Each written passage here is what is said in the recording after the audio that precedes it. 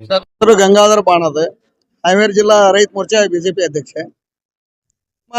ಯಡಿಯೂರಪ್ಪನವರ ಅಭಿಮಾನೋತ್ಸವ ಅಷ್ಟೇ ಅಲ್ಲ, ಇದು ಮುಂದಿನ 2028ರ ಚುನಾವಣೆಯ ದಿಕ್ಸೂಚಿ.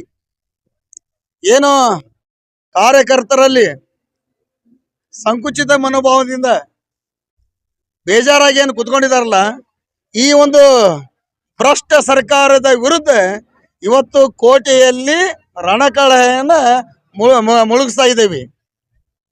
ನಾವು ಸುಮಾರು ಹಾವೇರಿ ಜಿಲ್ಲೆಯಿಂದ 2 ಲಕ್ಷ ಜನ ನಾವಿಲ್ಲಿ ಬರೋಂಥ ವ್ಯವಸ್ಥೆಯನ್ನು ನಾವು ಮಾಡಿದ್ದೇವೆ. ಬರ್ತಾ ಇದ್ದಾರೆ, ಬಂದಿದ್ದಾರೆ. ನಮ್ಮ ಕಮಲ ಅರಳಲಿಕ್ಕೆ ಕಾರಣೀಕರ್ತರಾದಂಥ ಯಡಿಯೂರಪ್ಪನವರು ಅವರ ಒಂದು ಅಭಿಮಾನೋತ್ಸವ ಅಷ್ಟೇ ಅಲ್ಲ, ಅಭಿಮಾನಿಗಳ ದಂಡನೆ ಇವತ್ತು ಕೋಟೆ ಕಡೆ ಬಂದಿದೆ. ಈ ಒಂದು ಕೋಟೆಯಲ್ಲಿ ಮದಕರಿ ನಾಯಕನ ಕೋಟೆಯಲ್ಲಿ ರಣಕಹಳೆಯನ್ನು ಮೊಳಗಿಸ್ತಾ ಇರೋದು ಇವತ್ತು ಆಧುನಿಕ ಭಗೀರಥ ಬಡವರ ಬಂಧು ಸರ್ವಧರ್ಮದ ಶ್ರೇಷ್ಠ ನಾಯಕ ಯಡಿಯೂರಪ್ಪನವರ ಒಂದು ವಿಜಯೋತ್ಸವವನ್ನ, ಇದು ಅಭಿಮಾನೋತ್ಸವ ಅಷ್ಟೇ ಅಲ್ಲ, ವಿಜಯೋತ್ಸವವನ್ನ ಆಚರಣೆ ಮಾಡೋ ಮೂಲಕ 2028ರ ಚುನಾವಣೆಯ ದಿಕ್ಸೂಚಿಯಾಗಿ ನಾವು ಇವತ್ತು ಈ ಕಾರ್ಯಕ್ರಮವನ್ನು ಹಮ್ಮಿಕೊಂಡಿದ್ದೇವೆ. ಮುಂದಿನ 2028ರ ಚುನಾವಣೆಯನ್ನ ನಮ್ಮ ಯಡಿಯೂರಪ್ಪನವರ ನೇತೃತ್ವದಲ್ಲಿ ಇವತ್ತು ಕೋಟೆಯಲ್ಲಿ, ಚಿತ್ರದುರ್ಗ ಕೋಟೆಯಲ್ಲಿ ಇವತ್ತು ನಾವು ಆಚರಣೆ ಮಾಡ್ತಾ ಇದ್ದೇವೆ. ಮುಂದಿನ ದಿವಸ ಪ್ರತಿಯೊಂದು ಜಿಲ್ಲೆ, ತಾಲೂಕು, ಪ್ರತಿಯೊಂದು ಬೂತ್ ಮಟ್ಟದಲ್ಲಿ ಅವರ ಒಂದು ಅಭಿವೃದ್ಧಿ ಕಾರ್ಯಕ್ರಮ, ಅವರ ಒಂದು ಕಳಕಳಿ, ಬಡವರ ಬಗ್ಗೆ ಕಳಕಳಿ, ಹೆಣ್ಣು ಮಕ್ಕಳ ಹೆಣ್ಮಗಳು ಹುಟ್ಟಿದ್ರೆ ಏನೋ ಒಂದು ಬಾಂಡನ್ನು ಕೊಟ್ಟಿರಲ್ಲ, ಭಾಗ್ಯಲಕ್ಷ್ಮಿ ಬಾಂಡನ್ನು, ಅದು ಇವತ್ತು ಆಲ್ರೆಡಿ ಮೆಚ್ಯೂರ್ಡ್ ಆಗಿದೆ, ಸಾಕಷ್ಟು ಜನ ತಗೊಂಡಿದ್ದಾರೆ.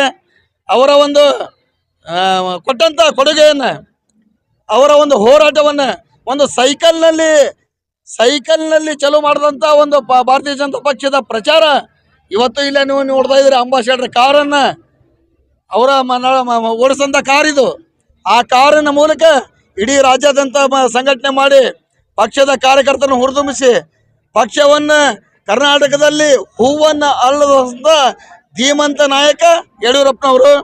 ಆಮೇಲೆ ಫ್ಲಡ್ಡಲ್ಲಿ, ಮಳೆ ಜಾಸ್ತಿಯಾಗಿ ಫ್ಲಡ್ಡಲ್ಲಿ ಮನೆ ಕೊಟ್ಟಂಥ ಧೀಮಂತ ನಾಯಕ ಯಾರಂದ್ರೆ ಯಡಿಯೂರಪ್ಪನವರು. 5 ಲಕ್ಷದ ಮನೆಯನ್ನು ಕೊಟ್ಟಂಥವ್ರು ರಾಜ್ಯದಲ್ಲಿ.